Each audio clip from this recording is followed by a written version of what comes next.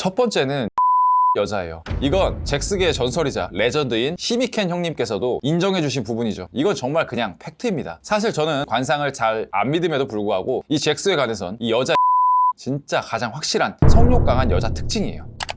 안녕하세요. 진짜 남자로 키워주는 채널 착한 남자 창남입니다. 많은 사람들이 성욕이 강한 여자 특징을 대보라 하면 야한 농담을 자주 한다, 야한 옷을 입는다, 또는 여자는 30대부터 성욕이 더 강해진다, 그러니 30대 이상 여자를 만나라 같은 잘못된 이야기들을 하는 사람들이 있어요. 그리고 오히려 아마 이런 특징만 믿고 여자를 만났다가 막상 만나서 기대와 달리 실망만 하고 돌아온 경험들 한 번씩은 있으셨을 거고요. 오늘은 제가 정말 많은 여자들을 만나보고 또 제 주변에서 수십 명, 많게는 수백 명의 여자들을 만나본 사람들이 공통적으로 공감하는 내용들, 연애 상위 포식자 계층의 정설 같은 내용들을 이야기해볼게요. 오늘 영상을 끝까지 보시면 과거의 여성들과의 잭스에서 뜻하지 않게 좋은 기억이 있으신 분들은 아, 이래서 좋았었구나 라고 이해하게 되실 거예요. 뻔한 내용이 아닌 정말 도움이 되는 내용 시작해 보겠습니다.